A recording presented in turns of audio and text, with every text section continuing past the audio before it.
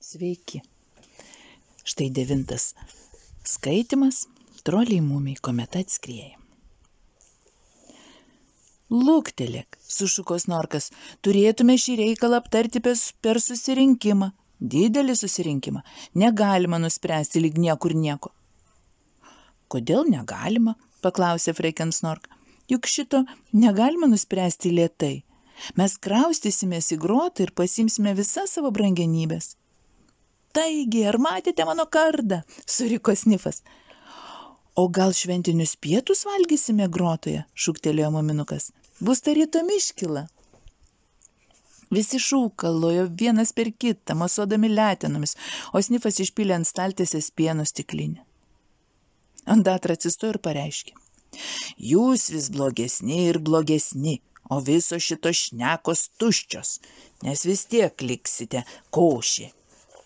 Dabar einu pagulėti hamake ir pamastyti. Taigi sudie, jei daugiau nebepasimatysime. Ir ji išėjo. Stojo trumpa tyla ir muminuko tėtis giliai atsiduso. Niekaip nesuprantu, kodėl šita Ondatra mane šitaip slegia, tarė jis. 3 valanda. Gal reikėtų susikrauti daiktus? Kiek tilps į grotą? Tėtis pasižiūrėjo į Snorką ir paklausė. Gal tu suorganizuotumei mums persikraustimą? Snorkas net paraudo iš džiaugsmo.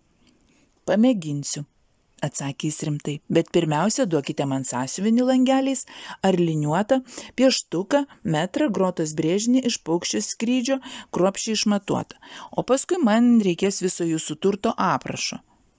3 žvaigždutėmis pažymėkite tuos daiktus, kuriuos labiausiai mėgstate, 2 tuos, kuriuos tik tai mėgstate ir 1 tuos, be kurių galėtumėte apsieiti.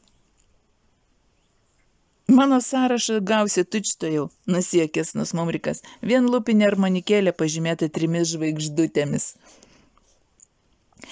Tai prasidėjo didysis kraustymasis. Ondatra stebėjo viską gulėdama hamake, o Hemulis sėdėjo po alyvomis ir rūšiavo pašto ženklus. Muminuko mama siuvo šen ir ten, ieškodama virvės ir vyniojamojo popieriaus, iškraustė visą uogienių rūsį ir nukabino užuolaidas, visi stalčiai ištraukti kepsojo ant grindų, o patalai pupsojo lauke už namo. Tėtis krovė lagaminus, ryšulius, krepšius, maišus ir pintines į vežimaitį. O Snorkas sėdėdamas įsakinėjo visą stalą verandoje apkleitęs lapais su skaičiavimais. Jis buvo neapsakomai laimingas. O ką darysime su kriauklėmis, kuriomis apdėtos lysvės, paklausė Freken Snork. Vešimės, atsakė muminuko mama, jos su 3 žvaigždutėmis. Mielas Snifai, gal tu nuneši į grotą tortą? Nedrįstame dėti jo į vežimaitį. Paklausyk, tarė tėtis. Negalime iškasti visų rožių, nebėr kada. Tada paimk tik geltonasias, pasakė mama, būtinai. Ir nubėgo rauti ridikėlių, bent didesniųjų. Tėtis stūmė vieną vežimaitį po kito į paplūdimį, iš kur muminukas ir Snusmumrikas tempė mantą į grotą. Buvo kur kas blogiau negu persikraustimas svetur, nes jiems juk taip stigo laiko. Baisingai kepino, o negyvą paplūdimį dabar gaubė tamsiai raudona klaiki šviesa. Tėtis stengėsi nežiūrėti į šį kraupų kraštovaizdį, jis tik stūmė vežimaitį iš vieno galo į kitą ir vis stebėjosi, kad sugebėjo įsigyti šitokias galybės nereikalingų daiktų nuo tada, kai buvo jaunas. Ir retkarčiais dirstelėdavo į laikrodį. Štai šis paskutinis krovinys, galvojo jis, verčiau nebeklausiu, ar ji imsis visas spintos rankenėles ir krosnekaiščio juostą. Taigi jis nuvažiavo į Trolių mumių slėnį paskutinį kartą, ten mama bandė užtempti ant kalvos vonę.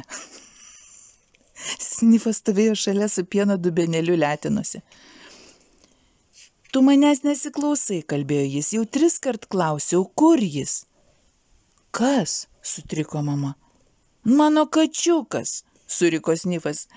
Kame yra mano mažylis kačiukas, kuris siaubingai manęs pasiilgo, juk turėtume jį išgelbėti.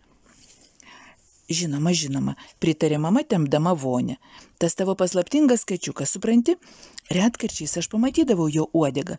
Jis čia kai kada ateidavo naktį palakti pieno. Tai jis tavęs nepamilo, taip? Paklausė Snifas. Taip, atsakė mama, jis labai jau savarankiškas. Pamatysi, išsigelbės. Katės visą laiką išsigelbsti. Kaip tik tada muminuko tėtis atidardėjo su vežimaičiu. Tai bus paskutinis krovinys, sušuko jis. Jau 6:30, o mums dar reikia užtaisyti grotos viršų. Vaje, kam mums toji vonia? Ji naujintelaitė, paaiškino mama. Juk žinai, kaip malonu maudytis, bet to... Tiek to, sutiko tėtis. Šok į ją ir aš nuvešiu tave į grotą. O kur Hemulis? Skaičiuoja pašto ženklus, atsakė Freken Snork, kuri laikė glėbyje albumą su šeimos nuotraukomis. Kaip muminukas galėjo būti šitoks baisus storulis mažas? Hemuli, pašūkė tėtis, šok į vonę, nes toj prasidės, kometa atskrieja. Hemulis suglobė savo albumą ir klusniai įšoko į vonę, tad muminuko tėtis išvažiavo. Snifas pats paskutinis paliko trolių miumių slėnį. Visų takų per mišką jis šaukė kačiuką ir galų gale jį pamatė. Jis tupėjo ant samanų ir prausėsi. Labas, sušnibždėjo Snifas, kaip gyvuoji? Kačiukas liovėsi praustis ir pasižiūrėjo į jį. Snifas atsargiai žengtelėjo artyn ir atkišo leteną. Kačiukas kiek slinktelėjo atgal. Aš tavęs pasiilgau, tarė Snifas ir vėl atkišo leteną. Kačiukas vėl šoktelėjo, kad liktų nepasiekiamas. Kaskart, kai Snifas taikydavosi jį paglostyti, kačiukas išsisukdavo, bet nepabėgo. Kometa atskrieja, tarė Snifas, eime su mumis į grotą, antraip tapsi košė. Eik jau, atsakė kačiukas ir nusižiovavo. Pažadi, kad ateisi, griežtai paklausė Snifas. Tu privalai pažadėti iki 8. Taip, atsakė kačiukas, ateisiu tada, kai panorėsiu. Ir toliau sau prausėsi. Snifas padėjo pieno dubenėlį ant samanų ir valandėlę stovėjo žiūrėdamas. Paskui nubėgo toliau į paplūdimį, tenai visi ant kalno bogino vežimaitį. Griebkit ir traukit, šaukė muminuko tėtis. Jis prispaudė man pirštus, nepaleiskit virvės. Jis lysta, visą laiką kliūva muilinį, atsiliepė jo sūnus. Mama sėdėjo ant kranto ir šluostėsi kaktą. Kokios kraustynės, atsiduso jį. Ką jie daro, paklausė Snifas. Vonia per didelė, paaiškino mama. Negalėjo įtraukti jos į grotą. Snorkas norėjo sušaukti susirinkimą ir pasitarti, bet nėra kada. Dabar jie nusprendė ją užkelti aukštyn ir uždengti grotos viršų. Ojojoj. Sutikau savo kačiuką, pasakė Snifas. Jis pažadėjo ateiti į grotą prieš 8. Gerai, pasakė mama. Neapsakomai smagu. O dabar eisiu taisyti patalų grotoje. Paaiškėjo, kad vonia uždengė angą grotos viršuje, liko tik 4 centimetrai. Jiems iš tiesų pasisekė. Tuo tarpu jau visi nešuliai buvo grotoje ir mama priešais landą pakabino apklotą. Kaip manai, ar jis atlaikys? Paklausė muminukas. Mes apklotą apdorosime, tarė sūnus Mumrikas. Iš kišenės išėmė buteliuką. Žiūrėkit, čia mano požeminių saulėgrąžų aliejus. Jam nebaisus joks karštis. Ar nuo jo lieka dėmių? Paklausė mama. Staiga jis susėmė letinomis nosį ir sušuko. O, kur ondatra? Nenorėjo eiti, atsakė tėtis. Tvirtino, kad tos iškilos nenaudingas užsiėmimas, taigi palikau ją. Leidau pasilaikyti ir hamaką.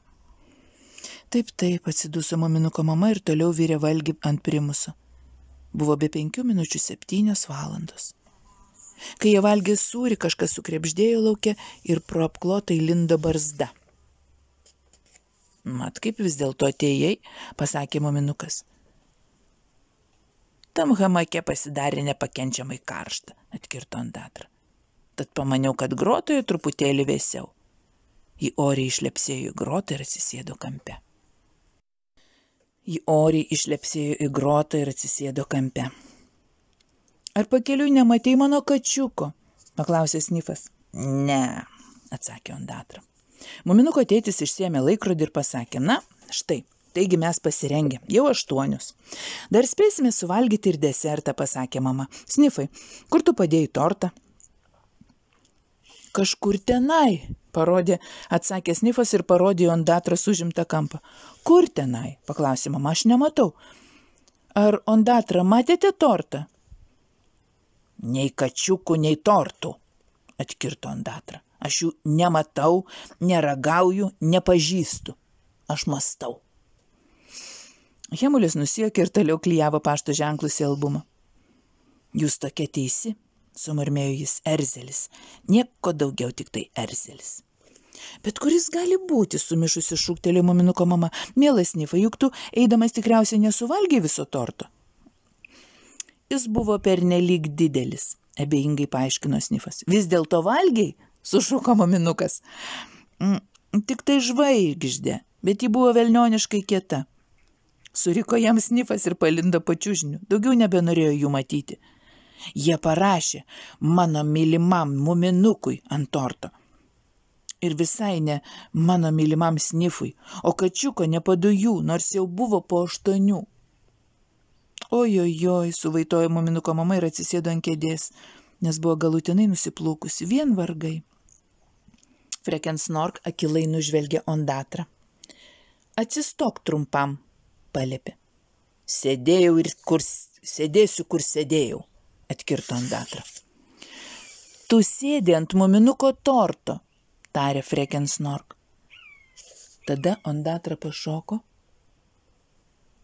ir kaip atrodė jos užpakalis. Ir kaip atrodė tortas. Gal šito ir nereikėjo, sušuko muminukas, tortas mano garbiai. Dabar būsiu lipni visą savo gyvenimą, suriko Ondatra. Aš atsisakau, tai jūsų kaltė. Nurimkite, pasakė mama. Tai juk tas pats tortas, tik tai jo forma pakito. Bet niekas jos negirdėjo. Snusmumrikas pratrūko kvatotis, o Snifas, kuris pamanė, jog juokiamas iš jo, išlindo iš pačiužinio ir suriko. Tai aš iškrečiau pokštą su tuo jūsų senu tortu skirtu muminukui, ne man. Niekas nepagalvojo, kad kačiukai irgi mėgsta grietinėlę. O dabar dumsiu laukan ir parsinešiu savo kačiuką, nes tik tai šitam vieninteliam padarėliui aš rūpiu. Jis palindo apklotu ir išbėgo. Kaip siaubinga, šūktelėjo muminuko mama. Žinoma, ten reikėjo užrašyti mano mylimam Snifui. Ir kaip aš galėjau? Dabar turėtum jam duoti, ką nors labai gražaus, rimtai pareiškė tėtis. Muminuko mama linktelėjo galvą. Ji nusprendė, kad Snifas gaus senelės smaragdus. Jie galėjo tikti tikrai labai gražiam dirželiui kačiukui ant kaklo. Snusmumrikas kilstelėjo apklotą ir pasižiūrėjo laukan iš grotos. Gal man reikėtų jį pasivyti? Pasakė. Palūkėk valandžiukė, tarė mama. Tikriausiai jis nori šiek tiek vienumos, greit grįž. Na tai kaip, paklausė Ondatra. Ar niekam neįdomu, kaip aš atrodau? Ne, nuoširdžiai atsakė muminukas. Mums yra tiek daug galvojimo, kad šitai regis visiškai nereikalinga. Snifas buvo toks nuliūdęs ir piktas, kad net neprisiminė, jog reikia bijoti, iki atsidūrė miško vidury.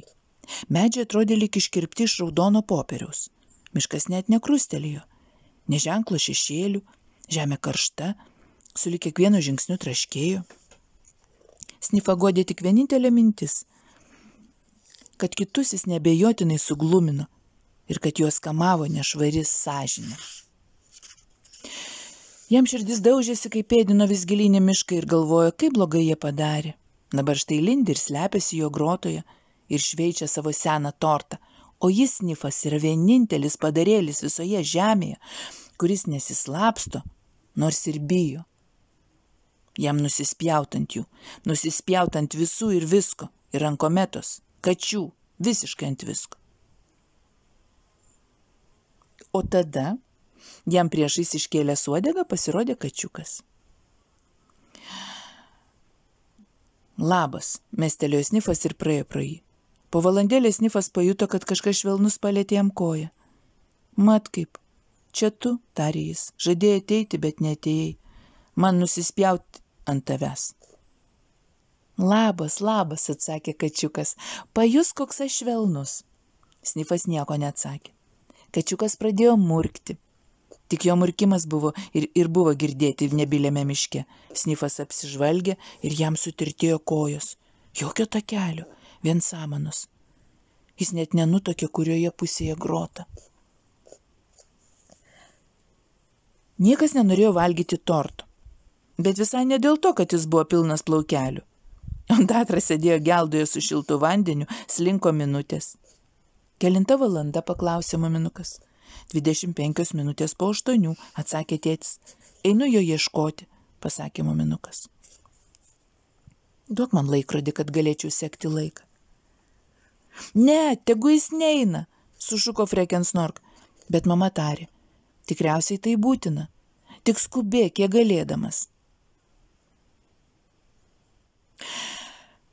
Muminukas išlindo laukan po apkloto apačią. Karštas kaip liepsna oras gaubė tuščią paplūdimį. Muminukas bėgo ir bėgo, ištisai šaukdamas Snifą. Niekuomet nebuvo jautęsis toks vienišas. Kartais pasižiūrėdavo į laikrodį jau minutę po 8:30, jam liko 11 minučių. Muminukas įlapnojo į raudoną mišką, nubėgo 7 žingsnių, tada pašaukė Snifą vardu, vėl 7 žingsnių, vėl šaukimas. O paskui iš toli atskrido silpnas riksmas. Muminukas prisidėjo letinas prie burnos ir sušuko iš visų jėgų. Snifai! Ir mažylis Snifas vėl atsiliepė. Šį kartą iš daug arčiau. Susitikę juodu net nepasisveikino, tik bėgo. Jiems iš paskos skuto kačiukas, o iš viršaus prie baimės sukaustyto, laukiančio trolių mumio slėnio vis labiau ir labiau artėjo kometa.